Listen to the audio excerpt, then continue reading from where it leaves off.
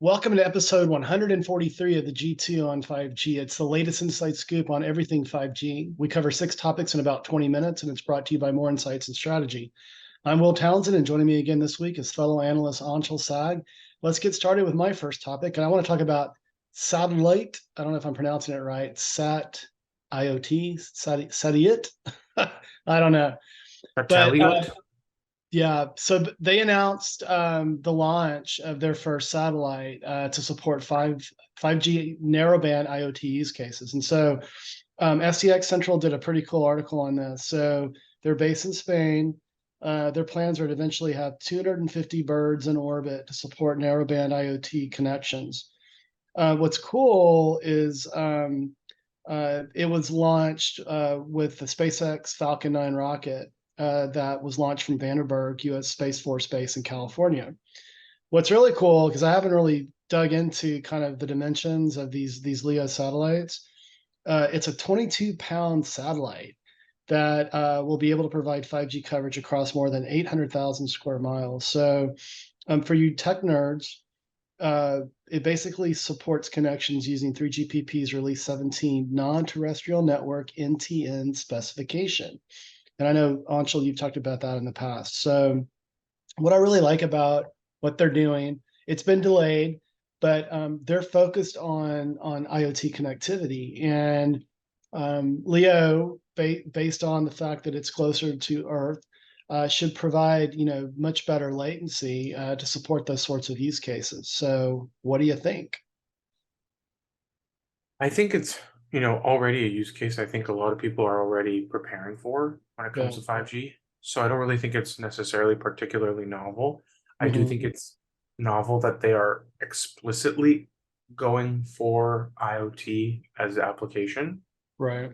I also think that, latency might not necessarily be a key factor in a lot of IoT applications. However, maybe they're trying to position themselves for a type of network where latency is addressed for IoT applications. Because I'm sure, IoT when it's stationary and IoT when it's moving are two very different things. Right. And I think that might be their play, but um, we'll see what happens. But it's fairly slim network slice. It's what is it, 5 megahertz? Mm-hmm. So it's going to be limited, obviously. But I think it'll be something that might happen. I'm just not sure if they'll be the ones who will make it happen. Yeah, well, what I like about it is obviously the implications for covering areas that are underserved presently. And yeah, to your point, typically narrowband IoT doesn't take advantage of latency, but there are some interesting sort of sustainability-oriented use cases when you look at what LoRaWAN and the alliance is trying to drive. But I just thought it was interesting because it's kind of uniquely focused on narrowband IoT. But let's move to your first topic, and you want to talk about T-Mobile. And I caught this announcement this week. You want to talk about an announcement that they made with carrier aggregation. Yeah, so this isn't a necessarily a very deep topic. Yeah. Um, we've got more, and I'll even say, um, as a supplement, I've got something more to say.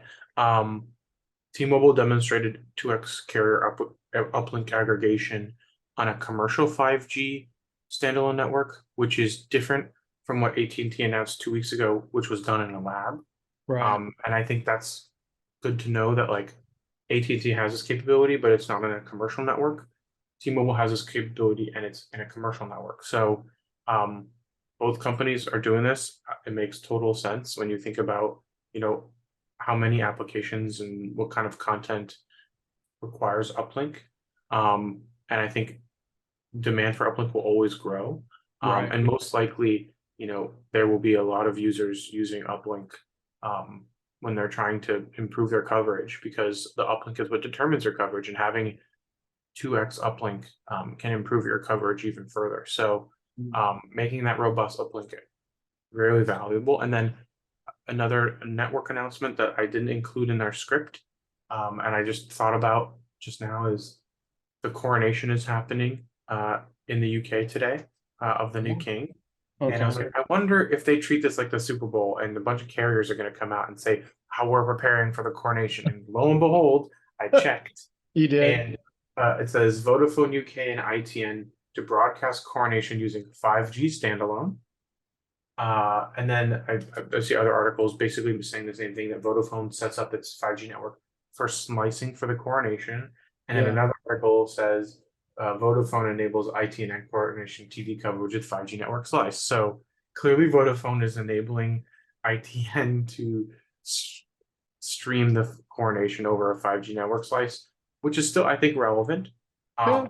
I don't necessarily think it's crazy or something insane, but it's really interesting to see that the carriers are taking advantage of the coronation and how many people are going to be there, and how many people are going to be watching to use as a marketing opportunity for 5G. So Yeah. I want to throw that out there. Might not be relevant to a lot of people. Personally, I don't even really care that much about the coronation or the monarchy, but I still think it's important enough to enough people that I think it'd be cool to cover and see, Well, what the operators are trying to do in the UK. yeah, I mean, I think it's relevant, obviously, for the United Kingdom, and I do recall that there was some conversation around 5G coverage associated with, unfortunately, the Queen's funeral and her passing. But yeah, you know what? It's a relevant use case for that part of the world. But let's jump to my second topic this week, and I want to talk about Ericsson. And there was an announcement that came out about a week ago that they're partnering with the Canadian government to drive innovation in 5G. And as I dug into it, I think it could be a model for other regions. So it's actually a pretty significant investment. It's nearly $500 million Canadian dollars. And the Canadian Prime Minister Justin Trudeau is focused on this, and it really centers around three R&D centers that Ericsson operates within Canada. And the whole idea is to kind of create, a test bed to bring companies together where things like 5G Advanced, 6G, Cloud RAN, core network infrastructure, and quantum computing, as well as AI, bring those experts in, to sort of one area and provide, a fertile ground for collaboration. And that's not unlike what we've seen some of the carriers in the U.S. do with their innovation centers. AT&T has its labs. T-Mobile has its innovation centers, and certainly Verizon does that as well. But I think it's an interesting sort of public-private partnership. And we see a lot of that in the U.S., with academia. But there have been some, I think from my perspective, what I've seen the U.S. government do is just really sort of create these edicts and these frameworks to follow.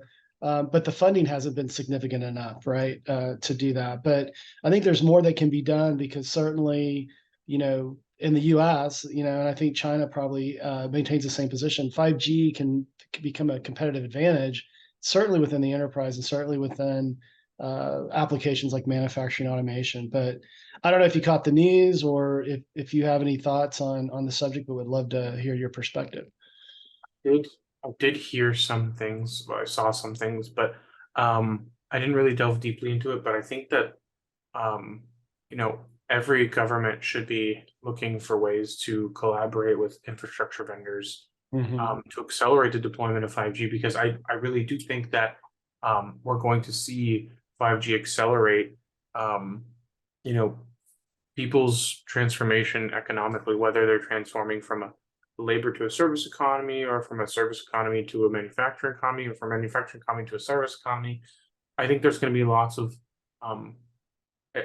abilities to increase velocity of money and work. And I just think that there's a lot of things that we don't really realize yet that 5G is going to be enabling. Yeah. And I think the key is to have the networks in place, so when people do think of the applications, they're ready. And I think if we take too long, it'll become a 6G promise instead of a 5G promise. Yeah, I agree with you on that. And I think what'll be interesting, because I mean, you and I have been talking about this. You and I were actually together in Austin for a MediaTek event. And, as analysts, we all like to get together and pontificate and, kind of, predict where we think things are headed. But, I think one of the things that several of us talked about at that event was like, when do we get to the true promise of 5G? I mean, when do we see, at least in the US, that Verizon and AT&T catch up with standalone? And I mentioned, I thought that, kind of based on their progress with building out their C-band assets, that by fourth quarter, first quarter of next year, we could be in a situation where in the US we've got standalone 5G deployments across the board. That really unlocks the true promise of 5G, and that's where I think that the innovation will really happen. And so, if the US were to replicate a sort of a similar program to what we're seeing in Canada with Ericsson, and certainly Ericsson has R&D centers in the US. They have a big one in Texas, north of Austin, in Richardson or Plano. I think that could really accelerate things, but it'll be interesting to see like what results from this partnership with Ericsson and the Canadian government. Let's move to your second topic. And oh my God, are we going to talk about the 5G altimeter issue again? So, yes, we are.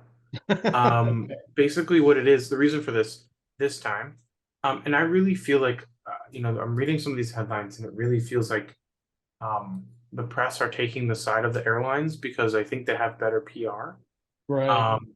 But basically, what's happening is Pete Buttigieg, who's the Secretary of Transportation, Mhm.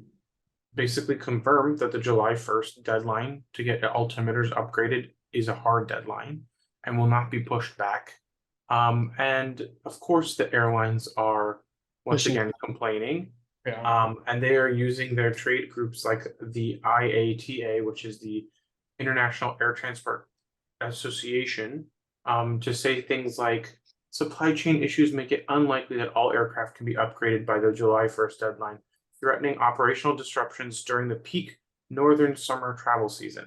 So Mm. what I see, what I'm reading here is that the airlines are looking for an opportunity to take planes off of the runway, so that they can drive up prices during the summer travel season because, oh, we can't upgrade all the altimeters and they can't fly if they're not upgraded in time. Yeah. So this almost feels like they're looking for an out to be able to cut how many planes they have going, which will then, of course, reduce the number of flights available, which then drive up cost per seat, which then increase their profitability. So, Yeah. um, to me, this just seems like another money grab by the airlines.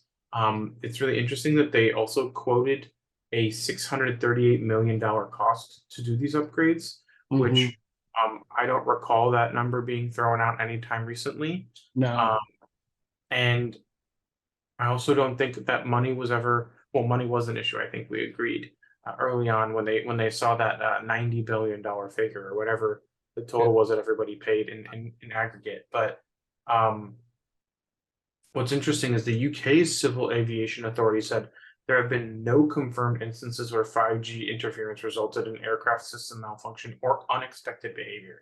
Yes. So I think we've gotten to the point where the airlines continue to bring up, you know, uh, I don't know, catastrophic scenarios, whether that's catastrophic, travel issues or Yeah. catastrophic plane crashes.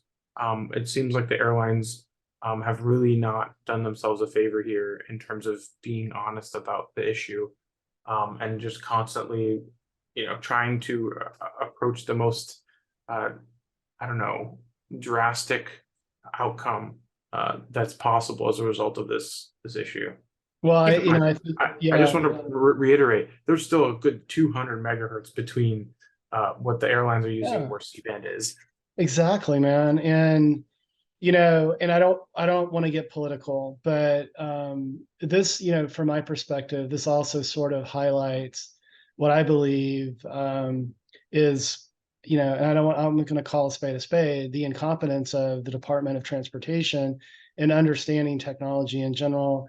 And their leader is someone that, before he took that position, was a mayor of a small town.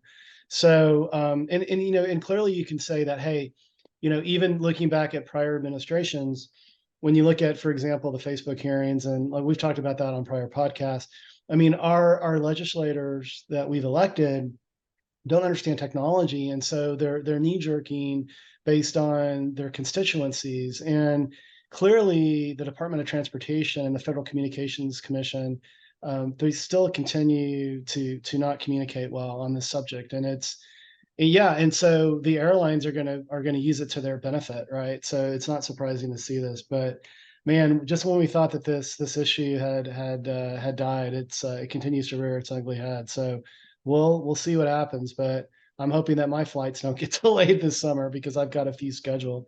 But let's move to my third and final topic, and this is kind of tongue in cheek, but this happened a couple of weeks ago as well because I've been on vacation and we missed a podcast there, but the FCC actually made an official announcement launching the Space Bureau. And I love it. It reminds me of like that movie, was it called Galaxy Quest, or it's interesting. But all kidding aside, we were just talking about Leo and Sateliot, or however I pronounce that company. There's becoming a space race here, and there are a lot of companies that are sort of jumping in to low Earth orbit, and yeah, there needs to be some regulation here. So I think it's a long time coming. And the charter for Space Bureau will be to sort of manage all of all of this, all of the requests, and just to ensure that things are done safely and correctly. So I don't know if you caught the announcement, but what's your take on it? I did not catch the announcement, but I do think it's interesting that we created a space force before we had a Yeah, regulatory agency in charge of right. space. So Well, so this is part of the FCC, so it's right, communication, but yeah, it's still part of, it's still part of an existing structure, but it's a new right, branch. Just like the Space Force isn't really a new branch of the right. military. It's just they Part of the took a air, piece of the Air Force and went yeah, Space Force. right. Um, but yeah, I don't really. I'm interested to see what happens. Hopefully, they definitely get people involved that are knowledgeable about the area, the industry, and what the future will hold. So hopefully they're able to recruit people that will help guide regulation in the right direction. Yeah, and hopefully they're going to go recruit from, the Hughes, these companies that have been in The terrestrial Viasats. satellite exactly for a long time, and put some acumen into the ranks there. But well, we're on a roll here. So we're at your third and final topic, and it is earnings season, and you want to talk about Apple. I mentioned MediaTek earlier and Qualcomm, so I'll let you take it away. Yeah, I think earnings was this week. Um, it was interesting because uh, there was a quite clear um, pullback on growth for all three companies. Yeah. Um, if you look at Apple, their revenue um, was the most resilient. Um, I think if you look at like what they were able to post, they still beat expectations, and they actually had better iPhone sales than expected, Hmm. um, which is actually a great thing for them. But if you look at like Qualcomm and MediaTek, who are the suppliers of most of Apple's competitors, they're down double digits in terms of revenue. Hmm. And both MediaTek and Qualcomm had significant hits to their smartphone businesses. And they've already actually taken hits, but the hits keep coming. Yeah. Um, and as a result, their revenue is down quite a bit. I actually commented on both Qualcomm and MediaTek earnings. Um, but overall, I think when you look at what's going on with the market, it's clear that the smartphone business is still retracting from its peak during the pandemic growing. Yeah. Um, but I think that we'll probably see some kind of a rebound in the second half of the year. So unfortunately, Q2 will also probably be bad. But I think Q2 will most likely be the bottom, especially as people with first generation 5G phones start to upgrade, because we are in 2023. And most people didn't really get 5G phones until 2021, or even late 2020. So I think we're kind of in a new upgrade cycle. Um, but yeah, it's been interesting.